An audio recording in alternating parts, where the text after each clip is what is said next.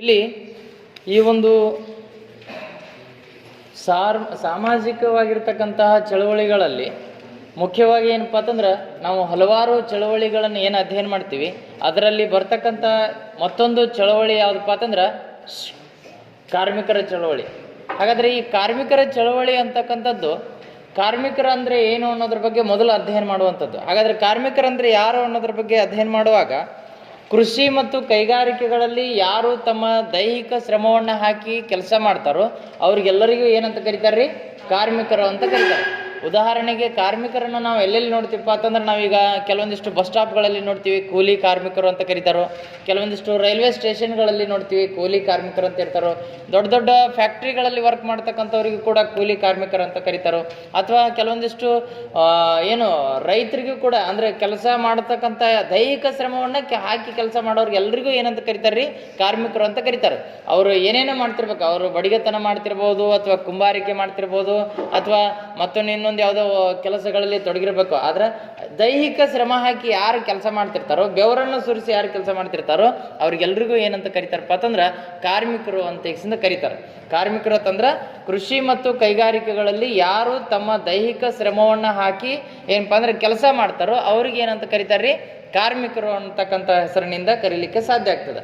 ಹಾಗಾದ್ರೆ ಈ ಕಾರ್ಮಿಕರಿಗೆ ಭಾರತ ದೇಶದಲ್ಲಿ ಏನಪ್ಪ ಅಂತಂದ್ರೆ ಕೇವಲ ಉಳ್ಳವರಿಂದ ಅಥವಾ ಶ್ರೀಮಂತರಿಂದ ಅಥವಾ ಬೇರೆ ಯಾರು ಕೆಲಸ ಮಾಡದೇನೆ ಏನಪ್ಪ ಅಂತಂದ್ರೆ ಯಾರು ಕೂಡ ಏನಪ್ಪ ಅಂದ್ರೆ ತಮ್ಮ ವ್ಯವಸ್ಥೆಗಳಲ್ಲಿ ತಾವು ಮುಂದೆ ಬರಲಿಕ್ಕೆ ಸಾಧ್ಯ ಆಗೋದಿಲ್ಲ.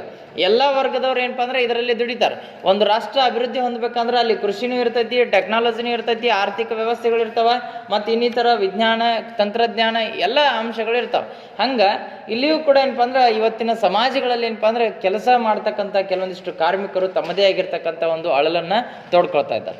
ಹಾಗಾದ್ರೆ ಆ ಕಾರ್ಮಿಕರಿಗೆ ಆಗ್ತಕ್ಕಂಥ ಅನಾಹುತಗಳು ಅಥವಾ ಕಾರ್ಮಿಕರಿಗೆ ಸಿಗಬೇಕಾಗಿರ್ತಕ್ಕಂಥ ಸವಲತ್ತುಗಳು, ಕಾರ್ಮಿಕರಿಗೆ ಇರ್ತಕ್ಕಂಥ ಕೆಲವೊಂದಿಷ್ಟು ಸ್ವಾತಂತ್ರ್ಯ ಕೆಲವೊಂದಿಷ್ಟು ಅಂಶಗಳು ಏನಪ್ಪ ಅಂತಂದ್ರೆ ಅವರಿಗೆ ದೊರೆಯದೇ ಇದ್ದಾಗ ಈ ಕಾರ್ಮಿಕರ ಚಳವಳಿ ಅಂತಕ್ಕಂಥದ್ದು ವಿವಿಧ ಸಂಘಟನೆಗಳ ಮೂಲಕವಾಗಿ ಕೈಗೊಂಡು ಅದು ಸರ್ಕಾರವನ್ನು ಎಚ್ಚರಿಸುವಂಥ ಒಂದು ಕ್ರಮಕ್ಕೆ ಬಂದ್ಬಿಡ್ತಾರೆ. ಅಂದ್ರೆ ಇಲ್ಲಿ ನಾವು ಕೆಲವೊಂದಿಷ್ಟು ಸಂಘಟನೆಗಳನ್ನು ನೋಡ್ತೀವಿ. AITUC ಅಂತಕ್ಕಂಥದ್ದು, all India Trade Union Congress ಅಂತಕ್ಕಂಥದ್ದು, ಅಥವಾ ಇನ್ನೊಂದೇನಪ್ಪ ಅಂದ್ರೆ INTUC Indian national trade Union Congress ಅಂತಕ್ಕಂಥದ್ದು, BMS ಭಾರತೀಯ ಮಜ್ದೂರ್ ಸಂಘ ಅಂತಕ್ಕಂಥದ್ದು, ಇವೆಲ್ಲ ಕೆಲವೊಂದಿಷ್ಟು ಸಂಘಟನೆಗಳ ಮೂಲಕವಾಗಿ ಏನಪ್ಪ ಅಂದ್ರೆ ಈ ಕಾರ್ಮಿಕರನ್ನ ಒಗ್ಗೂಡಿಸಿಕೊಳ್ಳೋದ್ರ ಮೂಲಕವಾಗಿ ಸರ್ಕಾರವನ್ನ ಎಚ್ಚರಿಸುವಂತ ಕ್ರಮಕ್ಕೆ ಬರುವಂಥದ್ದು. ಅಂದ್ರೆ ಸರ್ಕಾರಕ್ಕೆ ತಿಳಿಸೋದು, ಸಂಘಟನೆಗಳನ್ನು ಒಗ್ಗೂಡಿಸೋದು ಅಂತಂದ್ರೆ ಏನ್ರಿ ಕೆಲಸ? ಸರ್ಕಾರಕ್ಕೆ ಏನಪ್ಪ ಅಂದ್ರೆ ಕಾರ್ಮಿಕರಿಗೆ ಆಗ್ತಕ್ಕಂಥ ಅನ್ಯಾಯಗಳೇನು, ಕಾರ್ಮಿಕರಿಗೆ ಆಗ್ತಕ್ಕಂಥ ದೌರ್ಜನ್ಯಗಳೇನು, ಕಾರ್ಮಿಕರಿಗೆ ಆಗ್ತಕ್ಕಂಥ ಸವಲತ್ತುಗಳು ಎಷ್ಟು ಪ್ರಮಾಣದೊಳಗೆ ಅವ್ರಿಗೆ ಸಿಗಾಕತ್ತವ, ಅಥವಾ ಇವತ್ತು ಏನಾಗ್ತಾ ಇದೆ ಅಂತಂದ್ರೆ ಕಾರ್ಮಿಕರ ಚಳುವಳಿ ಹುಟ್ಟಬೇಕಾದ್ರೆ ಕೆಲವೊಂದಿಷ್ಟು ಕಾರಣಗಳನ್ನು ನೋಡ್ತೀವಿ ನಾವು. ಹಾಗಾದ್ರೆ ಈ ಸಾಮಾನ್ಯವಾಗಿ ನಾವು ನೋಡೋದಾದ್ರೆ ಏನಾಗ್ತದೆ, ಹೆಚ್ಚು ದುಡಿಸ್ಕೊಳ್ಳುವಂಥದ್ದು, ಕಡಿಮೆ ಪೇಮೆಂಟನ್ನು ಕೊಡುವಂಥದ್ದು, ಇದು ಕೂಡ ಒಂದು ಬರ್ತೈತಿ. ಅದಕ್ಕೆ ಭಾರತೀಯ ಸಂವಿಧಾನದಲ್ಲಿ ಏನಪ್ಪ ಅಂದ್ರೆ ರಾಜಕೀಯವಾಗಿ ಸಂವಿಧಾನಾತ್ಮಕ ಕ್ರಮಗಳನ್ನು ಅಧ್ಯಯನ ಮಾಡುವಾಗ ಬರ್ತದೆ. ರಾಜಕೀಯ ಪರಿಣಾಮಗಳಲ್ಲಿ ಏನಂತಂದ್ರೆ ಸಂವಿಧಾನದ ಭಾಗ 4ರಲ್ಲಿ ಇರ್ತಕ್ಕಂಥ ರಾಜ್ಯ ನೀತಿ ನಿರ್ದೇಶಕ ತತ್ವಗಳಲ್ಲಿ ಏನು ಉಲ್ಲೇಖ ಐತಪ್ಪ ಅಂತಂದ್ರೆ ಸಮಾನ ಕೆಲಸಕ್ಕೆ ಸಮಾನ ವೇತನ. ನಾನು ಈಗ 8 ತಾಸು ದುಡಿದ್ದೆ ಅಂದ್ರೆ 8 ತಾಸಿನ ಪೇಮೆಂಟ್ ಕೊಡ್ಬೇಕು ನನಗೆ. ಇವತ್ತು ಏನು ಮಾಡಕತ್ತೇವಪ್ಪ ಅಂತಂದ್ರೆ ಎಲ್ಲ ಕೈಗಾರಿಕೆಗಳಾಗಿರ್ಬೋದು, ಕೃಷಿ ವಲಯಗಳಾಗಿರ್ಬೋದು, ಬೇರೆ ಬೇರೆ ಇಲಾಖೆಗಳಲ್ಲಿ ಅಥವಾ ಬೇರೆ ಬೇರೆ ವರ್ಗಗಳಲ್ಲಿ ಕೆಲಸ ಮಾಡುವಂಥ ಎಲ್ಲ ಕಾರ್ಮಿಕರಿಗೆ ಏನು ಮಾಡ್ತಾರಪ್ಪ ಅಂತಂದ್ರೆ ಹೆಚ್ಚಿನ ಸಮಯದ ಕೆಲಸವನ್ನು ನಿರ್ವಹಿಸ್ಕೊಳ್ಳೋದು, ಕಡಿಮೆ ಗಂಟೆಗಳ ಅವಧಿಯ ಒಂದು ಪೇಮೆಂಟನ್ನು ಕೊಡುವಂಥದ್ದು. ಈಗ 8 ತಾಸು ದುಡಿದ್ರತ್ತಂದ್ರೆ 8 ತಾಸಿನ ಪೇಮೆಂಟ್ ಕೊಡ್ಬೇಕಾಗ್ತೈತಿ. ಆದರೆ ಏನು ಮಾಡ್ತಾರೆ, 8 ತಾಸಿಗೆ 400 ರೂಪಾಯಿ ಇತ್ತಂದ್ರೆ 12 ತಾಸು ದುಡಿಸ್ಕೊಳ್ಳೋದು, 4 ತಾಸಿನ ಪೇಮೆಂಟ್ ಕೊಡಂಗಿಲ್ಲ, 8 ತಾಸಿಂದಷ್ಟೇ ಪೇಮೆಂಟ್ ಕೊಡೋದು. ಈ ರೀತಿ ಮಾಡೋದ್ರಿಂದ ಕಾರ್ಮಿಕರ ಒಂದು ಸ್ಥಿತಿಗತಿಗಳೇನಪ್ಪ ಅಂದ್ರೆ ಚಿಂತಾಜನಕವಾಗ್ತವೆ. ಹೆಚ್ಚಿಗೆ ದುಡಿಸ್ಕೊಳ್ತಾರೆ ಅವರಿಂದ, ಆದರೆ ಕಡಿಮೆ ಕೂಲಿ ಕೊಡುವಂಥದ್ದು ಅಥವಾ ಕಡಿಮೆ ಪಗಾರನ್ನು ಕೊಡುವಂಥದ್ದು. ಇದರಿಂದ ಏನಾಗ್ತೈತಿ, ಸಮಸ್ಯೆಗಳಾಗ್ತವೆ. ಅದೇ ಕೂಲಿ ಒಳಗೆ ಏನಪ್ಪ ಅಂದ್ರೆ ತಮ್ಮ ಮಕ್ಕಳ, ತಮ್ಮ ಜೀವನ, ತಮ್ಮ ಎಲ್ಲ ಪರಿಕರವನ್ನು ಏನಪ್ಪ ಅಂದ್ರೆ ಅವರು ನಡೆಸಬೇಕಾಗಿರ್ತೈತಿ. ಹಾಗಾದ್ರೆ ಇವತ್ತಿನ ದಿನಮಾನಗಳಲ್ಲಿ ಆ ಒಂದು ಸಿಗ್ತಕ್ಕಂಥ ಕಡಿಮೆ ಕೂಲಿಯೊಳಗೆ ಬದುಕ್ತಕ್ಕಂಥ ವ್ಯವಸ್ಥೆಗಳು ಇವತ್ತಿಲ್ಲ. ಯಾಕಂತಂದ್ರೆ ಇವತ್ತು ನಾವು ಎಲ್ಲ ವ್ಯವಸ್ಥೆಗಳನ್ನು, ಎಲ್ಲ ಅಂಶಗಳು ನಮಗೆ ದಿನಬಳಕೆ ವಸ್ತುಗಳಲ್ಲಿ ಏನಪ್ಪ ಅಂತಂದ್ರೆ ಬೆಲೆಗಳಲ್ಲಿ ಏರಿಳಿತಗಳು ಆಗ್ತಾ ಇರೋದ್ರಿಂದ ಕಡಿಮೆ ಕೂಲಿ ಅಂತಕ್ಕಂಥದ್ದು ಏನಪ್ಪ ಅಂದ್ರೆ ಯಾರಿಗೂ ಕೂಡ ಸಾಲೋದಿಲ್ಲ. ಹಾಗಾಗಿ ಏನಪ್ಪ ಅಂದ್ರೆ ರೈತರಿಗೆ ಕೆಲವೊಂದಿಷ್ಟು ಹೆಂಗೆ ಸೌಲಭ್ಯಗಳನ್ನು ಕೊಡ್ತಿರ್ತಾರೋ ಅದೇ ರೀತಿ ಏನಪ್ಪ ಅಂದ್ರೆ ಕಾರ್ಮಿಕರಿಗೂ ಕೂಡ ಕೆಲವೊಂದಿಷ್ಟು ಸೌಲಭ್ಯಗಳನ್ನು ಸಿಗಬೇಕು ಅನ್ನೋ ದೃಷ್ಟಿಕೋನದಿಂದ ಆ ಮಕ್ಕಳಿಗೆ ಅಥವಾ ಅವ್ರಿಗೆ ಏನಾದರೂ ತೊಂದರೆಗಳಾದವು ಅಂದ್ರೆ, ಈಗ ಒಬ್ಬ ಗೌಂಡಿ ಕೆಲಸ ಮಾಡ್ತಿರ್ತಾನೆ, ಅವನು ಕಾರ್ಮಿಕ, ಕೂಲಿ ಕಾರ್ಮಿಕ ಅವ. ಹಾಗಾದ್ರೆ ಕೆಲಸ ಮಾಡುವಂಥ ಸಂದರ್ಭದೊಳಗೆ ಅವ್ನಿಗೆ ಏನಾದರೂ ಅವಘಡಗಳು ಸಂಭವಿಸಿದಂದ್ರೆ, ಈಗ ಒಬ್ಬ ಸೆಂಟ್ರಿಂಗ್ ಕೆಲಸ ಮಾಡ್ತಿರ್ತಾನೆ, ಒಬ್ಬ ಮೇಸ್ತ್ರಿ ಕೆಲಸ ಮಾಡ್ತಿರ್ತಾನೆ, ಅವನು ಕಾರ್ಮಿಕನ. ಹಾಗಾದ್ರೆ ಅವ ಒಂದು 2 ಅಂತಸ್ತು ಬಿಲ್ಡಿಂಗ್ ಮೇಲೆ ಏನಪ್ಪ ಅಂತಂದ್ರೆ ಏನೋ ಒಂದು ಕೆಲಸ ಮಾಡ್ತಿರ್ತಾನೆ, ಅವಾಗ ಅಲ್ಲಿಂದ ಅಚಾನಕ ಕೆಳಗೆ ಬಿದ್ದು ಬಿಡ್ತಾನೆ. ಅಚಾನಕ್ ಏನೋ ಬೈ ಮಿಸ್ಟೇಕ್ ಆಕ್ಸಿಡೆಂಟ್ ಆಗ್ತೈತಿ, ಅವಾಗ ಅಲ್ಲಿಂದ ಬಿದ್ದತ್ತಂದ್ರೆ ಕೈಯೋ ಕಾಲು ಅಥವಾ ಏನೋ ಡ್ಯಾಮೇಜ್ ಆಗುತ್ತದೆ. ಹಾಗಾದ್ರೆ ಕೈಯೋ ಕಾಲು ಮುರಿದಾಗ ಅವಾಗ ಅದನ್ನು ಭರಿಸೋರು ಯಾರು? ನಷ್ಟ ಭರಿಸೋರು ಯಾರು? ಅಲ್ಲಿ ಕೆಲಸ ನಿರ್ವಹಿಸ್ತಿರ್ತಕ್ಕಂಥ ಮಾಲಕ ಕೊಡಂಗಿಲ್ಲ, ಹೌದು. ಹಾಗಾದ್ರೆ ಅದಕ್ಕೆ ಏನು ಮಾಡಿಸ್ಬೇಕು? ಸರ್ಕಾರಗಳು ಏನಪ್ಪ ಅಂತಂದ್ರೆ ಕಾರ್ಮಿಕರಿಗೆ ಸಂಬಂಧಪಟ್ಟಂತೆ ಕಾರ್ಮಿಕರ ನಿಧಿ ಅಂತಕ್ಕಂಥದ್ದನ್ನು ಸ್ಥಾಪನೆ ಮಾಡ್ಕೊಳ್ತಾವೆ, ಕಾರ್ಮಿಕರ ಕಲ್ಯಾಣ ಕಾರ್ಯಕ್ರಮಗಳನ್ನು ಜಾರಿಗೆ ತರ್ತಾವೆ, ಕಾರ್ಮಿಕರ ವಿಮೆ ಯೋಜನೆಗಳಂತಕ್ಕಂಥದ್ದು ಮಾಡ್ಕೊಂಡವ. ಆ ವಿಮೆ ಯೋಜನೆಗಳ ಮೂಲಕವಾಗಿ ಆ ಒಂದು ಆಗಿರ್ತಕ್ಕಂಥ ನಷ್ಟವನ್ನು, ಹಾಸ್ಪಿಟಲ್ ಖರ್ಚವನ್ನು ಏನಪ್ಪ ಅಂದ್ರೆ ಅವರಿಗೆ ಭರಿಸುವಂಥ ಜವಾಬ್ದಾರಿ ಸರ್ಕಾರಗಳದ್ದಾಗಬೇಕು ಅನ್ನೋ ದೃಷ್ಟಿಕೋನದಿಂದ ಈ ಒಂದು ಚಳವಳಿ ಅಂತಕ್ಕಂಥದ್ದನ್ನು ಹಾಕಿಕೊಂಡಿದ್ದಾರೆ ಅನ್ನೋದ್ರ ಬಗ್ಗೆ ನೋಡ್ತೀವಿ. ಹಾಗಾದ್ರೆ ಏನು ಕಾರಣಗಳಿದ್ದು ಈ ಒಂದು ಚಳವಳಿ ಆಗಬೇಕಾದ್ರೆ? ಏನು ಕಾರಣಗಳಿದ್ದು? ದ ಫಸ್ಟ್ ಒನ್, ಕಾರ್ಮಿಕರ ಹಿತಾಸಕ್ತಿ ನಿರ್ಲಕ್ಷ್ಯ. ಕಾರ್ಮಿಕರ ಹಿತಾಸಕ್ತಿ ನಿರ್ಲಕ್ಷ್ಯ ಅಂತಂದ್ರೆ ಕಾರ್ಮಿಕರ ಹಿತಾಸಕ್ತಿ ನಿರ್ಲಕ್ಷ್ಯ ಅರ್ಥ ಹೇಳಾಗತೈತಿ ನೋಡ್ರಿ ಎಷ್ಟು ಚಂದ. ಕಾರ್ಮಿಕರದ ಹಿತಾಸಕ್ತಿ ಅಂತಂದ್ರೆ ಅವರ ಅಂಶಗಳು, ಅವ್ರಿಗೇನು ಬೇಕು ಬೇಡಿಕೆಗಳದ ಅದನ್ನೆಲ್ಲ ಏನು ಮಾಡೋದೈತಿ ಸರ್ಕಾರ? ನಿರ್ಲಕ್ಷಿಸೈತಿ. ನಿರ್ಲಕ್ಷಿಸಿ ಅಂದ್ರೆ ದೂರ ಇಡೋದು, ಹೌದು, ಸಮೀಪ ಕರ್ಕೊಳಂಗಿಲ್ಲ. ಅದಕ್ಕೇನಪ್ಪ ಅಂತಂದ್ರೆ ಕಾರ್ಮಿಕರ ಹಿತಾಸಕ್ತಿಯನ್ನು ನಿರ್ಲಕ್ಷಿಸುತ್ತೆ. ಇವತ್ತು ಏನೋ ಮಾಡಿರೋ ಕೂಡ ಏನಪ್ಪ ಅಂತಂದ್ರೆ ಕಾರ್ಮಿಕರನ್ನ ಬಿಟ್ಟ ಕೆಲಸ ಮಾಡ್ತಿರ್ತಾರಂತ ಅವ್ರು ದೂರ ಆಕತ್ತಾರೆ, ಹೌದು. ಕಾರ್ಮಿಕರ ಚಳವಳಿ ಆಗ್ಬೇಕಾದ್ರೆ ಕಾರಣ ಏನು? ಕಾರ್ಮಿಕರಿಗೆ ಸಂಬಂಧಪಟ್ಟಿರ್ತಕ್ಕಂಥ ಸವಲತ್ತುಗಳು, ಕಾರ್ಮಿಕರಿಗೆ ಸಂಬಂಧಪಡುವಂಥ ಸೌಲಭ್ಯಗಳನ್ನು ಸರ್ಕಾರಗಳು ಮುಟ್ಟಿಸ್ತಾ ಇರಲಿಲ್ಲ. ಆದ ಕಾರಣ ಏನಪ್ಪ ಅಂದ್ರೆ ಅವರಿಗೆ ಅವರ ಸಮಸ್ಯೆಗಳನ್ನು ಅವ್ರು ಕೇಳಲಿಲ್ಲ. ಅವಾಗ ಏನಪ್ಪ ಅಂತಂದ್ರೆ ಈ ಚಳವಳಿ ಹುಟ್ಟಿತು ಅನ್ನೋದ್ರ ಬಗ್ಗೆ ಅದರ ಕಾರಣಗಳಲ್ಲಿ ನೋಡ್ತೀವಿ. ದೆನ್ ಸೆಕೆಂಡ್ ಒನ್, ಉದ್ಯೋಗಿಗಳ ಕಡೆಗಣನೆ ಅಂತ ಬರ್ತೈತಿ. ಉದ್ಯೋಗಿಗಳ ಕಡೆಗಣನೆ ಅಂದ್ರೆ ಇವತ್ತು ನೋಡ್ರಿ, ಇವತ್ತು ಆಧುನಿಕ ಜಗತ್ತು ಬೆಳವಣಿಗೆ ಆದಂತೆಲ್ಲ ನಮ್ಮಲ್ಲಿ ಕೆಲವೊಂದಿಷ್ಟು ಬದಲಾವಣೆಗಳಾಗ್ಲಾಗ್ತಾವೆ. ಯಾಕಂತಂದ್ರೆ ಮೊದಲೆಲ್ಲ ಏನಪ್ಪ ಅಂತಂದ್ರೆ ಒಂದು ಟಾರ್ ರೋಡ್ ಮಾಡ್ಬೇಕಾಗಿತ್ತಂದ್ರೆ, ಒಂದು ಡಾಂಬರೀಕರಣವಾಗಿರ್ತಕ್ಕಂಥ ರಸ್ತೆಯನ್ನು ಮಾಡ್ಬೇಕಾಗಿತ್ತಂದ್ರೆ ಇಲ್ಲಂದ್ರೂ ಏನಪ್ಪ ಅಂತಂದ್ರೆ ಒಂದು 40ರಿಂದ 30 ಜನ ಅದರೊಳಗೆ ಕೆಲಸ ಮಾಡ್ತಿದ್ರು. ಒಂದು ಡಾಂಬರೀಕರಣ ಆಗ್ಬೇಕಾದ್ರೆ ಅದು 1ರಿಂದ 4 ಅಥವಾ 5 ಕಿಲೋಮೀಟರ್ ರೋಡ್ ಆಗಬೇಕಾದ್ರೆ ಈ ಮಿನಿಮಮ್ ಇಲ್ಲಾಂದ್ರೆ 1-2 ತಿಂಗಳು ಅಥವಾ 1-1.5 ತಿಂಗಳೇ ತಗೋತಿದ್ರು ಟೈಮಿಂಗ್ ಅದು, ಹೌದು. ಏನೂ ಮಾಡಿಲ್ಲ ಅಂದ್ರೂ 1 ತಿಂಗಳು ಕೆಲಸ ಮಾಡ್ತಿದ್ರು ಅಲ್ಲಿ. ಅದಷ್ಟು 1 ತಿಂಗಳು ಮಾಡುವಂಥ 40-50 ಜನನ್ನ ಇವತ್ತು ಮಷಿನ್ಗಳು, ಆಧುನಿಕ ತಂತ್ರಜ್ಞಾನಕ್ಕೆ ಸಂಬಂಧಪಟ್ಟಂತೆ ಇವತ್ತೇನಾಗೈತಿಪ್ಪ ಅಂತಂದ್ರೆ ಮಷಿನ್ಗಳನ್ನು ಯೂಸ್ ಮಾಡ್ಕೊತಾರೆ. ಒಬ್ಬ ಅದಕ್ಕೆ ಆಪ್ರೇಟರ್ ಮತ್ತೊಬ್ಬ ಇನ್ನೊಬ್ಬ ಸಬಾರ್ಡಿನೇಟರ್ ಒಬ್ಬನ ತೊಗೊಂಡ್ರೆ ಬಗೆಹರಿದೋದು. ಏನಪ್ಪ ಅಂದ್ರೆ ಎಲ್ಲ ರೋಡನ್ನು 1 ದಿವ್ಸನೊಳಗೆ ಮುಗಿಸ್ಬಿಡ್ತಾರೆ. 1 ತಿಂಗಳು ಮಾಡೋದು 40 ಮಂದಿ ಮಾಡೋ ಕೆಲಸ ಏನಪ್ಪ ಅಂದ್ರೆ 1 ದಿವ್ಸನೊಳಗೆ ಮಾಡ್ತಾರೆ.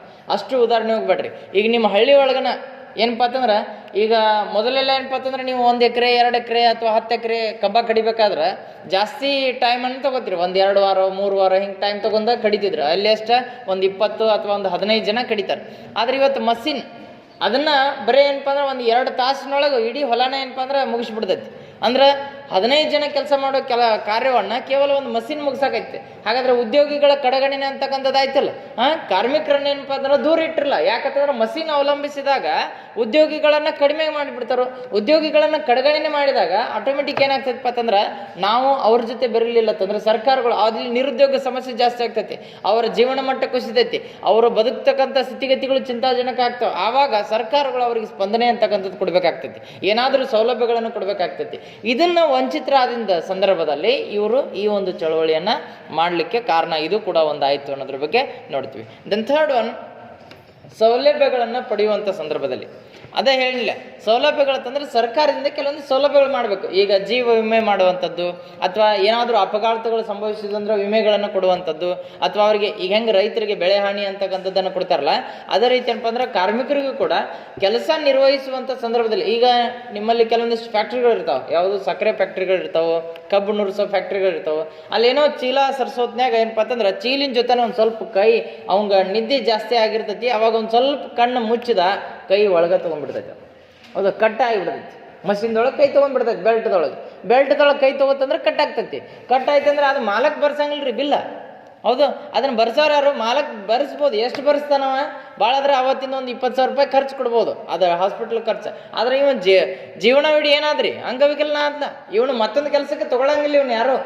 ಹಾಗಾದರೆ ಇವನ ಜೀವನ ಹೆಂಗೆ ನಡೆಸೋದು, ಇವನ ಹಿಂದಿನ ಕುಟುಂಬ ಹೆಂಗೆ ನಿರ್ವಹಣೆ ಆಗೋದು? ಅದಕ್ಕಾಗಿ ಸರ್ಕಾರ ಏನು ಮಾಡ್ಬೇಕು, ಇದಕ್ಕೆ ಪರಿಹಾರವನ್ನು ಕೊಡ್ತಿರ್ತೈತಿ. ಹೌದು, ಅವ್ನಿಗೆ ಏನಾದರೂ ಮಾಸಿಕವಾಗಿ ಇಂತಿಷ್ಟು ಪೇಮೆಂಟ್ ಮಾಡುವಂಥದ್ದು ಅಥವಾ ಯಾವುದೇ ರೀತಿ ಒಳಗೆ ಏನಪ್ಪ ಅಂದ್ರೆ ಸೌಲಭ್ಯಗಳನ್ನು ಅವನಿಗೆ ಒದಗಿಸಿಕೊಡುವಂಥದ್ದು.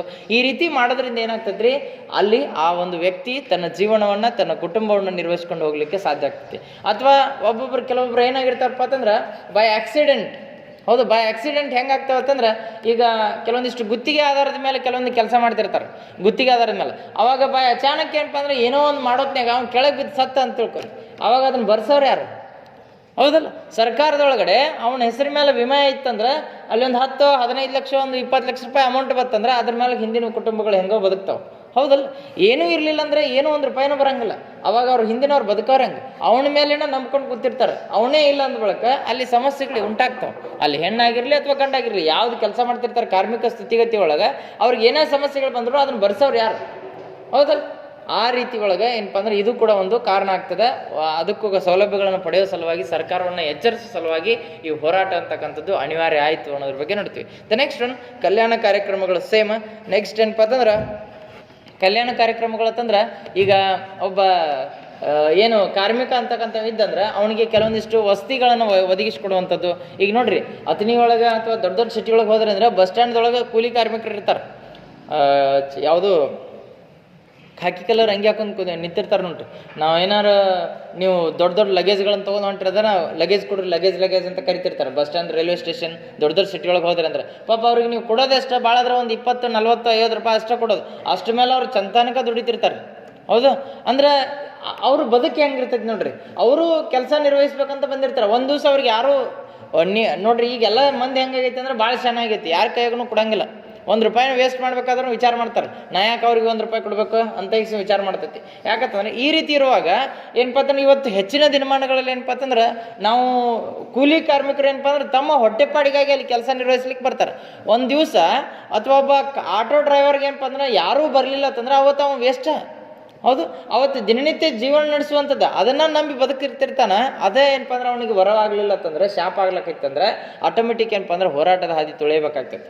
ಈಗ ನೋಡ್ರಿ, ಒಂದು ಸ್ಟಾಪಿಗೆ 20 ರೂಪಾಯಿ ಚಾರ್ಜ್ ಇರ್ತೈತಿ. ಒಂದು 10 ಕಿಲೋಮೀಟ್ರ್ ಹೋದ್ರೆ 20 ರೂಪಾಯಿ ಚಾರ್ಜ್ ಮಾಡಿದ್ರಂದ್ರೆ, ಈಗ 10 ಕಿಲೋಮೀಟ್ರ್ ಹೋಗ್ಬೇಕಲ್ಲ, 1 ಲೀಟ್ರ್ ಎಣ್ಣೆಗೆ 86 ರೂಪಾಯಿ ಐತೆ ಅಂದ್ರೆ ಬಳಕ ಅವ್ನು 10 ಕಿಲೋಮೀಟ್ರ್ ಹೋಗೋಷ್ಟರೊಳಗೆ ಅವ್ನು 12 ಕಿಲೋಮೀಟ್ರ್ ಚಾರ್ಜ್ ಕೊಡ್ತೈತೆ. ಅದು 12 ಕಿಲೋಮೀಟ್ರ್ ಅವ್ನು 100 ರೂಪಾಯಿ ಎಣ್ಣೆ ಹಾಕಿ ಇವ್ರು 20 ರೂಪಾಯಿದಾಗ ಅಲ್ಲಿ ಹೋಗ್ಬಿಟ್ಟು ಬಿಡ್ಬೇಕು. ವೇಸ್ಟ್ ಆಗ್ತದಿಲ್ರಿ, ಸಮಸ್ಯೆ ಆಗ್ತಾವಲ್ಲ. ಹಾಗಾದ್ರೆ ಇದು ಶಾಪ ಆಗ್ತೈತೆ. ಅವಾಗ ವರ ಆಗಂಗಿಲ್ಲ, ಅದು ಶಾಪ ಆಗಿಬಿಡ್ತೈತಿ. ಅವಾಗ ಏನಪ್ಪ ಅಂದ್ರೆ ಅವನ ಬದುಕು ಏನಪ್ಪ ಅಂದ್ರೆ ಕಠಿಣ ಆಗ್ತೈತಿ. ಅವಾಗ ಅವ್ರಿಗೆ ನೋಡ್ಬೇಕಾಗ್ತೈತಿ. ಸರ್ಕಾರಗಳು ಇಂಥ ಒಂದು ಪರಿಸ್ಥಿತಿ ಒಳಗೆ ಸ್ಪಂದನೆ ಅಂತಕ್ಕಂಥದ್ದು ಏನಪ್ಪ ಅಂದ್ರೆ ಕೊಡಬೇಕಾಗ್ತೈತಿ. ಅದಕ್ಕಾಗಿ ಕಲ್ಯಾಣ ಕಾರ್ಯಕ್ರಮಗಳಂತಕ್ಕಂಥದ್ದು ಕೂಡ ಏನಪ್ಪ ಅಂದ್ರೆ ಇಲ್ಲಿ ಜರುಗುವಂಥದ್ದು ಕೂಡ ಅದರ ವಿರುದ್ಧವಾಗಿ ಹೋರಾಟಗಳಾಗ್ತವೆ. ಅಸಂಘಟಿತ ವಲಯ ಕಾರ್ಮಿಕರ ಸ್ಥಿತಿಗತಿಗಳು ಅಂದ್ರೆ ಅಸಂಘಟಿತ ವಲಯಗಳಂತಂದ್ರೆ ಕೆಲವೊಂದಿಷ್ಟು ಅಸಂಘಟಿತ ವಲಯಗಳಂತಂದ್ರೆ ಇವತ್ತಿರ್ತಾವೆ, ನಾಳೆ ಇರಂಗಿಲ್ಲ. ಸಂಘಟಿತ ಅಂದರೆ ಖಾಯಂ ಇರುವಂಥದ್ದು, ಶಾಶ್ವತ. ಸಂಘಟಿತ ಅಂದರೆ ಖಾಯಂ ಶಾಶ್ವತವಾಗಿರುವಂಥದ್ದು. ಅಸಂಘಟಿತ ವಲಯಗಳಂತಂದ್ರೆ ಶಾಶ್ವತ ಇರದೇ ಇರತಕ್ಕಂಥವುಗಳು. ಹೌದಾ? ಹಾಗಾದ್ರೆ ಇಲ್ಲಿಯೂ ಕೂಡ ಅಸಂಘಟಿತ ವಲಯಗಳಿಗೆ ಸಂಬಂಧಪಟ್ಟಂತೆ ನಾವು ಅಧ್ಯಯನ ಮಾಡುವಾಗ ಬೇರೆ ಬೇರೆ ವಿಧಾನಗಳಿಂದ ನಾವು ಅಧ್ಯಯನ ಮಾಡ್ತೀವಿ. ಅಂದ್ರೆ ಇಲ್ಲಿ ಅಸಂಘಟಿತ ವಲಯಗಳಂತ ನೋಡೋದಾದ್ರೆ ಆ ರೈತರಿಗೆ ಅಥವಾ ಕಾರ್ಮಿಕರಿಗೆ ಏನಪ್ಪ ಅಂತಂದ್ರೆ ಕೆಲವೊಂದಿಷ್ಟು ಸಮಸ್ಯೆಗಳಾಗ್ತವೆ. ಬಾಗಲಾಯ್ಕ್ರಿ, ಸಮಸ್ಯೆಗಳಾಗ್ತವೆ. ಆ ಸಮಸ್ಯೆಗಳೇನಪ್ಪ ಅಂತಂದ್ರೆ ಅವ್ರದ್ದೇ ಆಗಿರ್ತಕ್ಕಂಥ ರೀತಿ ಒಳಗೆ ಸಮಸ್ಯೆಗಳಿಗೆ ಕಂಡುಕೊಂಡಿರ್ತಾರೆ. ಅಸಂಘಟಿತ ವಲಯಗಳು ಇವತ್ತು ಉದ್ಭವಿಸಿದ್ವತ್ತಂದ್ರೆ ನೆಕ್ಸ್ಟ್ ಮಾರನೇ ದಿವಸ ಏನಪ್ಪ ಅಂದ್ರೆ ಇರಂಗಿಲ್ಲ. ಇವತ್ತು ಅದಕ್ಕೆ ಸಂಘಟಿತ ವಲಯಗಳು ಈ ಗುತ್ತಿಗೆ ಆಧಾರಿತವಾಗಿ ತೆಗೆದುಕೊಂಡಿರ್ತಾರೆ.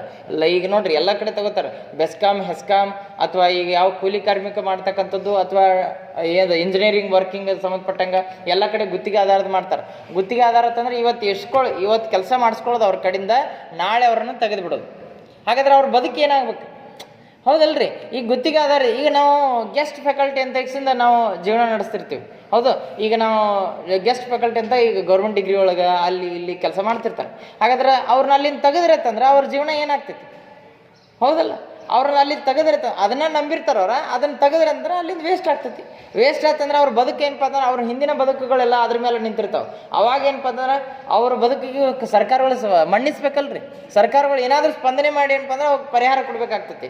ಇಲ್ಲ ನೀವು ಇಷ್ಟು ದಿವ್ಸ ಮಾಡಿರಿ ಅಂತ ಏನೋ ಒಂದು ಪರಿಹಾರ ಕೊಟ್ಟರಂತಂದ್ರೆ ಆಟೋಮೆಟಿಕ್ ಏನಪ್ಪ ಅಂದ್ರೆ ಎಲ್ಲರೂ ಬದುಕಲಿಕ್ಕೆ ಸಾಧ್ಯ ಆಗ್ತೈತಿ. ಅದಕ್ಕಾಗಿ ಅಸಂಘಟಿತ ವಲಯಗಳ ಸ್ಥಿತಿಗತಿಯಿಂದಾಗಿ ಮತ್ತು ಕಾರ್ಮಿಕರ ಹಿತಾಸಕ್ತಿ ನಿರ್ಲಕ್ಷ್ಯ ಆಗಿರ್ಬೋದು ಅಥವಾ ಉದ್ಯೋಗಿಗಳ ಕಡೆಗಣನೆ ಆಗಿರ್ಬೋದು ಸೌಲಭ್ಯಗಳನ್ನು ಪಡೆಯಲಿಕ್ಕೆ ವಂಚಿತ ಮನೋಭಾವನೆ ಆಗಿರ್ಬೋದು, ಕಲ್ಯಾಣ ಕಾರ್ಯಕ್ರಮಗಳು ಸಿಗದೇ ಇದ್ದ ಪಕ್ಷದಲ್ಲಿ ಆಗಿರ್ಬೋದು, ಈ ಒಂದು ಕಾರ್ಮಿಕರ ಚಳುವಳಿ ಅಂತಕ್ಕಂಥದ್ದು ಏನಪ್ಪ ಅಂತಂದ್ರೆ ಈ ಎಲ್ಲ ಕಾರಣಗಳಿಂದ ಸ್ಟಾರ್ಟ್ ಆಗ್ತದೆ ಅನ್ನೋದ್ರ ಬಗ್ಗೆ ನೋಡ್ತೀವಿ. ತಿಳಿದ್ರಿ, ಇಷ್ಟು ಕಾರಣಗಳಿಂದ ಇದು ಪ್ರಾರಂಭ ಆಗ್ತದೆ. ಹೌದು.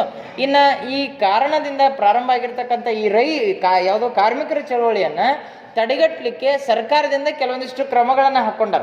ಆ ಕ್ರಮಗಳ ಏನಾಗ್ತಪ್ಪ ಅಂದ್ರೆ ರಾಜಕೀಯ ಪರಿಣಾಮಗಳಾಗಿ ನಾವು ಅಧ್ಯಯನ ಮಾಡ್ತೀವಿ. ಹೌದು, ಸರ್ಕಾರಗಳು ಹಾಕಿಕೊಂಡಿರ್ತಕ್ಕಂಥ ಕ್ರಮಗಳನ್ನು ನಾವು ರಾಜಕೀಯ ಪರಿಣಾಮಗಳಂತ ಅಧ್ಯಯನ ಮಾಡ್ತೀವಿ. ಅದರೊಳಗೆ ಒಂದೇದೇನಪ್ಪ ಅಂತಂದ್ರೆ ಸಂವಿಧಾನಾತ್ಮಕ ಕ್ರಮಗಳು ಅನ್ನೋದ್ರ ಬಗ್ಗೆ ಬರ್ತೈತಿ.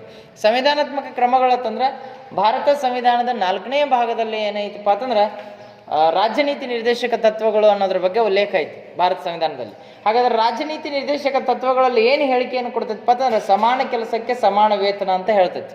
ಹೌದು, ಸಮಾನ ಕೆಲಸಕ್ಕೆ ಸಮಾನ ವೇತನ. ನಾನು 8 ತಾಸು ದುಡಿದ್ನಿ ಅಂದ್ರೆ ಆ 8 ತಾಸಿಗೆ 8 ತಾಸಿನ ಪೇಮೆಂಟ್ ಕೊಡ್ಬೇಕು. ನನ್ನನ್ನು ಹೆಚ್ಚಿಗೆ ದುಡಿಸ್ಕೊಂಡ್ರೆ ಅಂದ್ರೆ ಇನ್ನು 2 ತಾಸು ಹೆಚ್ಚಿಗೆ ಅಂದ್ರೆ 10 ತಾಸು ದುಡಿಸ್ಕೊಂಡ್ರೆ ಅಂದ್ರೆ 10 ತಾಸಿಂದ ಎಕ್ಸ್ಟ್ರಾ ಪೇಮೆಂಟ್ ಕೊಡ್ಬೇಕು ನೀವು. ಅಂದ್ರೆ 2 ತಾಸಿಂದ ಎಕ್ಸ್ಟ್ರಾ ಪೇಮೆಂಟ್ ಕೊಡ್ಬೇಕು. ಆದ್ರೆ ನೋಡ್ರಿ, ಈ ಹಳ್ಳಿ ಒಳಗೆ ಕೆಲವೊಂದಿಷ್ಟು ಜನ ಏನು ಮಾಡ್ತಿರ್ತಾರಂದ್ರೆ, ಈಗ ಅವು ಕಸ ಗಿಸ ತೆಗಿಯೋಕೆ ಬಂದಿರ್ತಾರಲ್ಲ ನಿಮ್ಮಲ್ಲಿ. ಹೌದು, ಕಸ ಅದು ತೆಗಿಯೋರು ಬಂದಿರ್ತಾರೆ. ಅವಾಗ ಏನಪ್ಪ ಅಂತಂದ್ರೆ ಮಧ್ಯಾಹ್ನ ತನಕ ಇಷ್ಟು ಪೇಮೆಂಟ್, ಮಧ್ಯಾಹ್ನ ಮೇಲೆ ಇಷ್ಟು ಪೇಮೆಂಟ್ ಅಂತ ಇರ್ತೈತಿ. ಒಂದು 2 ರೇಟ್ ಆಗಿರ್ತಾವೆ. ಹೌದು, ಹಾಗಾದ್ರೆ ಮಧ್ಯಾಹ್ನ ತನಕ ಇಷ್ಟು ಪೇಮೆಂಟ್ ಅನ್ನಲಿ ಮಧ್ಯಾಹ್ನ ಮೇಲೆ ಅಥವಾ ಅದು ಇನ್ನೇನೋ ಮುಗಿಯೋದಿರ್ತೈತಿ.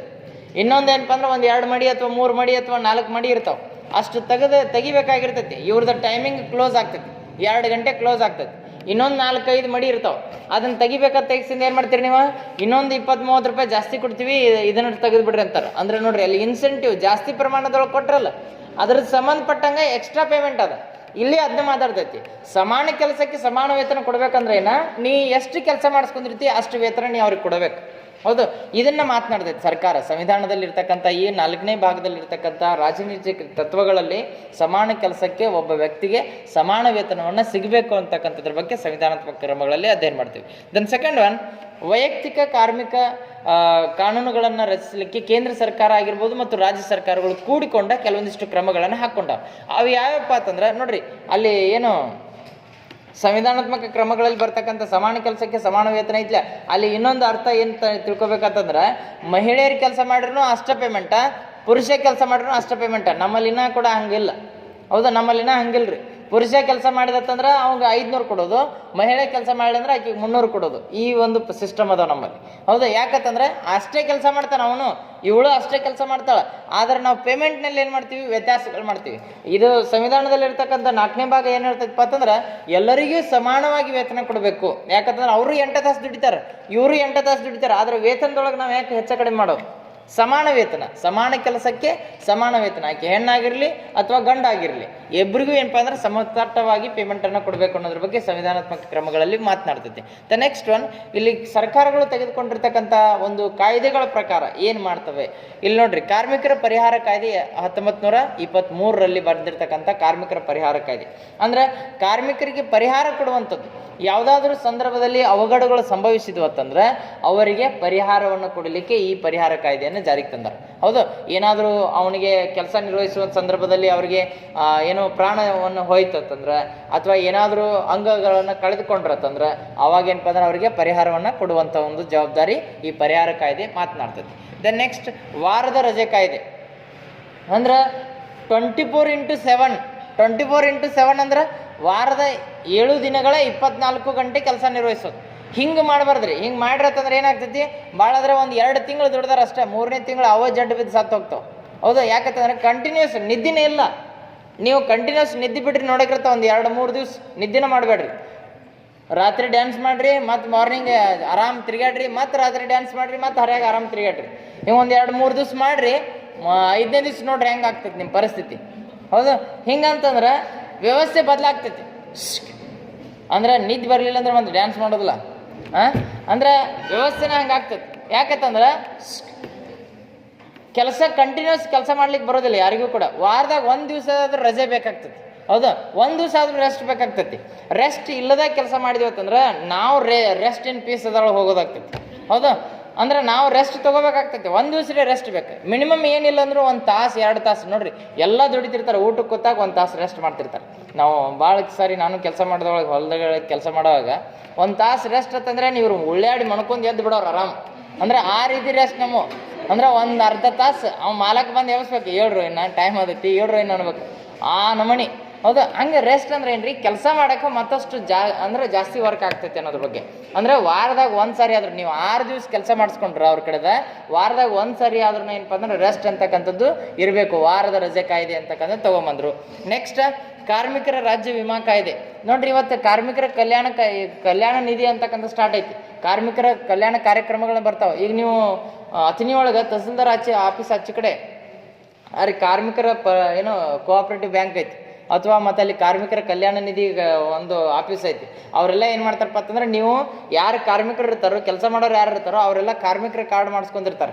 ಕಾರ್ಮಿಕರು ಲೇಬರ್ ಕಾರ್ಡ್ ಅಂತ ಇಕ್ಸಿದ್ದು ಆ ಕಾರ್ಡ್ ಯಾರ್ಯಾರು ಇರ್ತಾವೆ ಅವ್ರಿಗೆಲ್ಲ ಸೌಲಭ್ಯಗಳು ಸಿಗ್ತಿರ್ತಾವೆ. ಅವ್ರ ಮಕ್ಕಳಿಗೆ, ಅವರ ಕೆಲಸ ಮಾಡುವಂಥ ಸ್ಥಳಗಳಲ್ಲಿ ಅವ್ರಿಗೇನಾದರೂ ಸೌಲಭ್ಯಗಳು ಬೇಕಾತಂದ್ರೆ, ಸಾಲಗಳು ಬೇಕಾತಂದ್ರೆ ಅವೆಲ್ಲ ಏನಪ್ಪ ಅಂದ್ರೆ ಅಲ್ಲಿ ಕೊಡ್ತಾರೆ. ಇದು ಅದರಿಂದ ಸಾಧ್ಯ, ಅವರು ಆ ಒಂದು ಪರಿಹಾರ ನಿಧಿಯಿಂದ ವಿಮೆ ಮಾಡಿಸ್ಕೊಳ್ಳೋದ್ರಿಂದ ಅಥವಾ ಕಾರ್ಮಿಕರಲ್ಲಿ ಹೆಸರನ್ನು ನೋಂದಾಯಿಸಿಕೊಳ್ಳೋದ್ರ ಮೂಲಕವಾಗಿ ಸದಸ್ಯರಾಗೋದ್ರಿಂದ ಸಾಧ್ಯ ಆಗ್ತದೆ. ನೆಕ್ಸ್ಟ್ ಒನ್, ಕಾರ್ಮಿಕರ ಭವಿಷ್ಯ ನಿಧಿ ಕಾಯ್ದೆ. ಅಂದ್ರೆ ಈಗ ನಾವು LIC ಮಾಡಿಸ್ಕೊತೀವಿ ಗೊತ್ತೇನ್ರಿ? LIC ಅಂತಂದ್ರೆ ಭವಿಷ್ಯದೊಳಗೆ ಯಾವಾಗ್ರೆ ನಾವು ಸಾತ್ತೀವಂದ್ರೆ ಹಿಂದಿನವ್ರಿಗೆ ಸಿಗಲಿ ಅಂತ ಹೇಳಿ, ಭವಿಷ್ಯದೊಳಗೆ ಯಾವಾಗ್ರೆ ನಾವು ಹಾದಿವತ್ತಂದ್ರೆ ಹಿಂದಿನವ್ರಿಗೆ ಒಳ್ಳೇದಾಗಲಿ ಅಂತ ಹೇಳಿ ಒಂದು 10-15 ಲಕ್ಷ ರೂಪಾಯಿ ಮಾಡಿಸಿಟ್ಟು ಹೋಗಿಬಿಡೋದು. ಅಂದ್ರೆ ನಾವು ಅಚಾನಕ್ ಎಲ್ಲರೂ ಹೋಗೋತ್ನಾಗ ಹಾರಿಸಿರತ್ತಂದ್ರೆ ಅವಾಗ ಹಿಂದಿನವ್ರು ಏನೈತಿ ಡ್ಯಾನ್ಸ್ ಮಾಡ್ಕೋತ ಆರಾಮದನ್ನು ತಿಂದು ಆರಾಮಿರ್ಲಿ ಅಂತ ಹೇಳಿ. ಅಂದ್ರೆ ಹೆಂಗ್ರಿ ಬದುಕಲಿಕ್ಕೆ, ಹೌದು, ಬದುಕಲಿಕ್ಕೆ ಇರ್ತಕ್ಕಂಥ ಭವಿಷ್ಯತ್ತಿನ ಪರಿಹಾರ ಕಾಯ್ದೆಗಳು ಅಂತ ಬರ್ತಾವೆ. ಪರಿಹಾರ ನಿಧಿ ಭವಿಷ್ಯತ್ತಿಗೆ ಸಂಬಂಧಪಟ್ಟಂಗೆ. ಅದಕ್ಕೆ ಮುಂದೆ ಏನೋ ಆಗಬಾರ್ದು ಅನ್ನೋ ದೃಷ್ಟಿಕೋನದಿಂದ ಇವತ್ತು ರೆಡಿ ಆಗೋದು ನಾವು. ಹೌದಾ? ಅದಕ್ಕೆ ಏನಪ್ಪ ಅಂದ್ರೆ ಭವಿಷ್ಯತ್ ನಿಧಿ ಕಾಯ್ದೆಯನ್ನು ತೆಗೆದಿಟ್ಟಿರ್ತಾರೆ. ನೆಕ್ಸ್ಟ್ ಬೋನಸ್ ಕಾಯ್ದೆ. ಬೋನಸ್ ಕಾಯ್ದೆ ಅಂತಂದ್ರೆ ಈಗ ನೋಡ್ರಿ, ಈಗ ನೀವು ಕೆಲಸ ನಿರ್ವಹಿಸ್ತಿರ್ತೀರಿ, ದೀಪಾವಳಿ ಅಥವಾ ಹಬ್ಬ ಹರಿದಿನಗಳು ಬಂದು ಅಂದ್ರೆ ಬೋನಸ್ ಕೊಡ್ತಾರೆ ಕೆಲವೊಂದು ಫ್ಯಾಕ್ಟ್ರಿಗಳವರು. ಏನು ಅವ್ರಿಗೊಂದು ಪ್ಯಾಂಟ್ ಶರ್ಟ್ ಆಗಿರ್ಬೋದು, ಅಥವಾ ಅವ್ರು ಏನು ಯಾರು ಲೇಡೀಸ್ ಇದ್ರಂದ್ರೆ ಅವ್ರ ಡ್ರೆಸ್ ಬೇರೆ, ಆಮ್ಯಾಗ ಬಾಯ್ಸ್ ಇದ್ರಂದ್ರೆ ಅವ್ರ ಡ್ರೆಸ್, ಅಥವಾ ಮತ್ತೆ ಇನ್ನೊಂದು ಯಾರ್ಯಾರು ಬೇರೆ ಇರ್ತಾರಂತಂದ್ರೆ ಅವ್ರ ಡ್ರೆಸ್. ಹಿಂಗೆ ಏನು ಮಾಡ್ತಾರೆ ರೀ, ಅವ್ರವ್ರ ವೈಯಕ್ತಿಕ ಸಂಬಂಧಪಟ್ಟಂಗೆ ಹಂಗೆ ಡ್ರೆಸ್ಸ ಕೊಡ್ತಾನೋ ಇಲ್ಲಕ್ರೆ ಏನು ಮಾಡ್ತಾರೆ, ಒಬ್ಬೊಬ್ಬರ ಕಾರ್ಮಿಕರಿಗೆ ಏನು ಮಾಡ್ತಾರಪ್ಪ ಅಂದ್ರೆ ಆ ದೀಪಾವಳಿಗೆ 500 ರೂಪಾಯಿ ಜಾಸ್ತಿ ಕೊಡೋದು, ಅದ್ರೊಳಗೆ ಪೇಮೆಂಟಿನೊಳಗೆ 500 ರೂಪಾಯಿ ಜಾಸ್ತಿ ಕೊಡೋದು. ಅವ್ರು ಏನಾರು ಮಾಡ್ಕೊಳ್ರಿ ಅಂದ್ರೆ ಬೋನಸ್ ಕಾಯ್ದೆ ಅಂದಂಗಿದೆ. ಹೌದು, ಬೋನಸ್ ಕಾಯ್ದೆ ಇದನ್ನು ಮಾತನಾಡ್ತೈತಿ. ಅವರನ್ನು ಕಾರ್ಯ ಚತುರತೆಗಳನ್ನ ಗೊಳಿಸ್ಲಿಕ್ಕೆ ಏನಪ್ಪ ಅಂದ್ರೆ ನೀ ಏನಾದರೂ ಹೊಸತನವಾಗಿರ್ತಕ್ಕಂಥ ಕ್ರಮಗಳನ್ನ ಹಾಕೊಳ್ಳೋದು. ನೋಡ್ರಿ ಹೆಂಗೈತೆ ಅಂತಂದ್ರೆ ಕೆಲವೊಂದಿಷ್ಟು ಜನ ಹೆಂಗಿರ್ತಾರಂತಂದ್ರೆ ಇಷ್ಟು ಅಚೀವ್ಮೆಂಟ್ ಮಾಡ್ಬೇಕು. ಈಗ ಕಾಮರ್ಸ್ ಲೆವೆಲ್ ಇರ್ತೈತಿ ನೋಡ್ರಿ, ಅದು ಇಷ್ಟು ಅಚೀವ್ಮೆಂಟ್ ಮಾಡ್ಬೇಕು ಈ ವರ್ಷದೊಳಗೆ ಅಥವಾ ಈ ತಿಂಗಳಿನೊಳಗೆ ನಾ ಇಷ್ಟು ಅಚೀವ್ಮೆಂಟ್ ಮಾಡ್ಬೇಕು. ಅಚೀವ್ಮೆಂಟ್ ಅಂದ್ರೆ ಒಂದು ಟಾರ್ಗೆಟ್ ಕೊಟ್ಟಿರ್ತಾರೆ. ಈಗ ನಾನು 100ಕ್ಕೆ ಹೋಗಿ ತಲುಪಬೇಕು, 100ಕ್ಕೆ ತಲುಪಿನಿ ಅಂದ್ರೆ ನನಗೆ ಸ್ವಿಟ್ಜರ್ಲ್ಯಾಂಡ್ ತಿರುಗಾಡೋಕೆ ಅವಕಾಶ ಐತಿ, ಪ್ರವಾಸ ಕಳ್ಕೊಂಡು ಹೋಗ್ತಾರೆ. ಅಥವಾ 1000 ಗಡಿ ತಲುಪಿನಿ ಅಂತಂದ್ರೆ ನನ್ನನ್ನು ಅಮೇರಿಕಾಕ್ಕೆ ಕರ್ಕೊಂಡು ಹೋಗ್ತಾರೆ ತಿರುಗಾಡ್ಸ್ಲಕ್ಕೆ. ಈಗ ನಮ್ಮಲ್ಲಿ ಕೆಲವೊಂದಿಷ್ಟು ನಮ್ಮ ಫ್ರೆಂಡ್ಸ್ ಒಳಗೆ ಚಿಕಾಗೋ, ಅಮೇರಿಕಾ, ಇಂಗ್ಲೆಂಡ್, ಸ್ವಿಟ್ಜರ್ಲ್ಯಾಂಡ್ ಹೋಗಿ ಬಂದಾರ. ಬರೀ ಅದ್ರದ ಗೊಬ್ಬರ ಅಂಗಡಿ ಇಟ್ಟು. ಹೌದು, ಗೊಬ್ಬರ ಅಂಗಡಿ ಇಟ್ರಿ. ನಾವು ಎಲ್ಲ ಕಡೆ ತಿರುಗಾಡ್ತೀವಿ, ಹೋಗೋಕ್ಕಾಗಲ್ಲ ನಮಗೆ. ಅವ್ರು ಗೊಬ್ಬರ ಅಂಗಡಿ ಇಟ್ಟು ಹೋಗ್ಯಾರ. ಅಂದ್ರೆ ಏನ್ರಿ, ಅವ್ರಿಗೆ ಟಾರ್ಗೆಟ್ ಕೊಟ್ಟಿರ್ತಾರೆ, ಈ ಗೊಬ್ಬರ ಇಷ್ಟು ಕಪಿಸಿದೆ ಅಂದ್ರೆ ನಿನಗೆ ಇಲ್ಲಿ ಕರ್ಕೊಂಡು ಹೋಗ್ತೀವಿ. ಅವ್ರೇನೈತಿ ಬಂದವ್ರಿಗೆ ಏನು ಮಾಡ್ತಾರೆ ರೀ, ಈ ಗೊಬ್ಬರ ಹೆಚ್ಚಿಗೆ 19 ಪ್ಯೂರ್ ಹಿಂಗೆ ಅಂದ್ಬಿಟ್ರೆ ಅಂದ್ರೆ ಇವ್ರು 19 ತೊಗೊಂಡು ಹೋದ್ರೆ ಮನೆಗೆ. ಹೌದಾ? ಹಿಂಗೆ ಓದಿಸಿ ಅವ್ರು ಎದಕ್ಕೆ ವಹಿಸ್ತಿರ್ತಾರೆ, ಅವ್ರು ಇಂಗ್ಲೆಂಡ್ಗೆ ಹೋಗ್ಬೇಕಿರ್ತೈತಿ, ಇದನ್ನು ಒಟ್ಟು ಹೊಲಕ್ಕೆ ಕಳಿಸ್ತಿರ್ತಾರೆ. ಇದನ್ನು ಹಿಂಗಾಗಿ ಏನೈತಿ, ನಾವು ರೇಟ್ ಕಡಿಮೆ ಇರ್ತೈತಿ. ಈಗ ನೋಡ್ರಿ, ಚಹಾ ಪುಡಿ ತೊಗೊಂಡ್ರಿ ಅಂದ್ರೆ ಒಂದು ವಾಟ್ಕ ಕೊಡ್ತಾರೆ, ಅಥವಾ ಒಂದು ಗ್ಲಾಸ್ ಕೊಡ್ತಾರೆ, ಅಥವಾ ಒಂದು ಚಮಚೆ ಕೊಡ್ತಾರೆ, ಅಥವಾ ನಾಳೆ ಒಂದು ತಾಟ ಕೊಡ್ತಾರೆ ತಿಳ್ಕೊರಿ. ಹೌದಾ? ಅಂದ್ರೆ ನಾವೇನು ಮಾಡ್ತೀವಿ, ನಾವು ಟಾರ್ಗೆಟ್ ನೋಡ್ಕೊಂಡಿರ್ತೀವಿ. ಏನು ಟಾರ್ಗೆಟ್?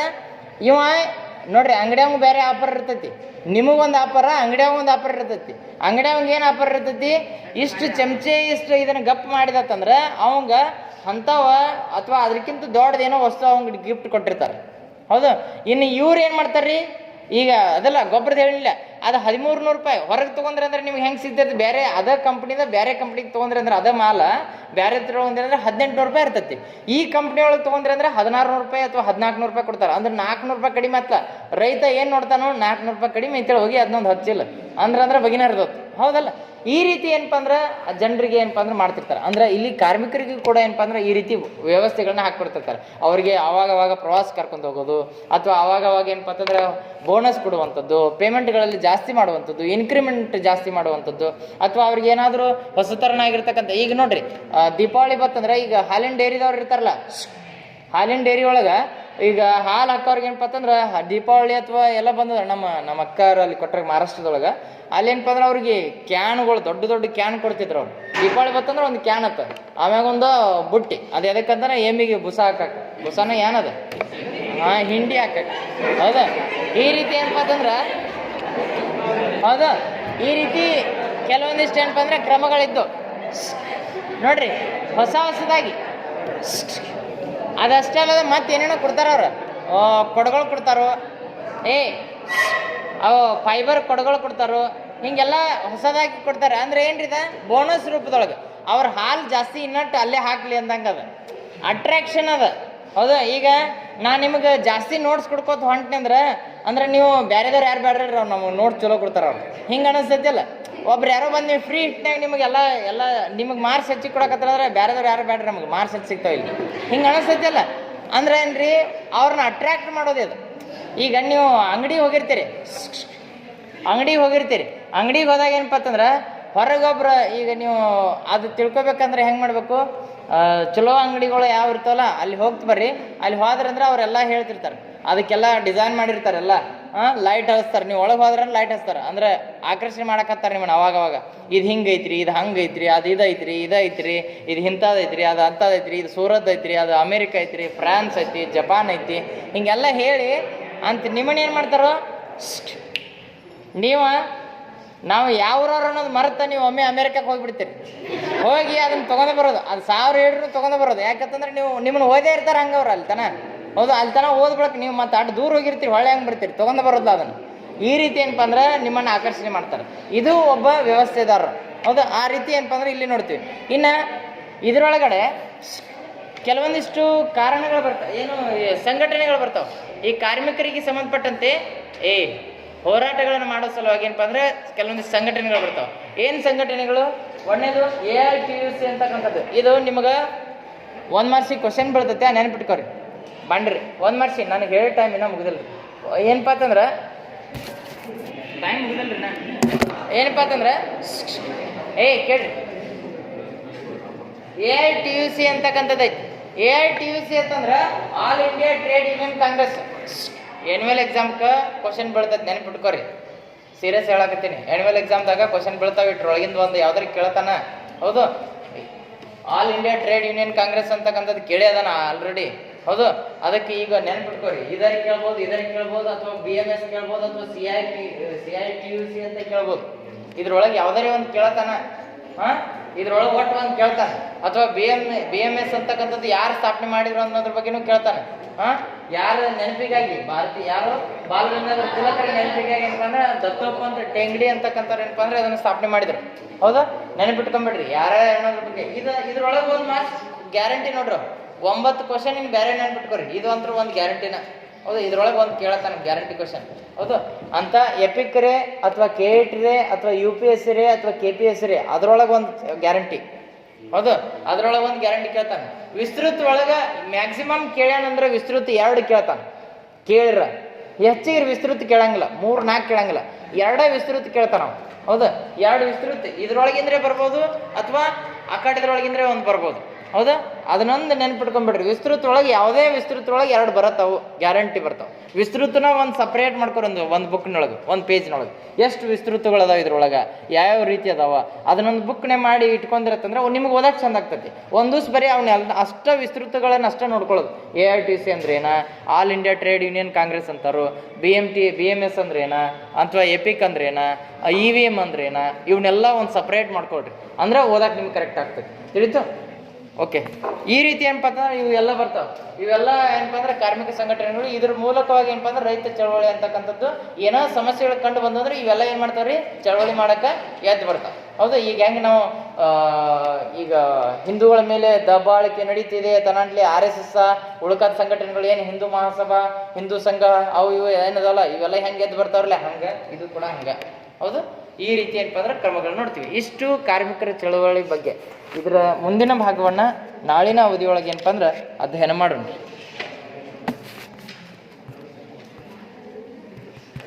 ಏನಾದರೂ ಡೌಟ್ಸ್ ಇದ್ರೆ ಕೇಳ್ರಿ.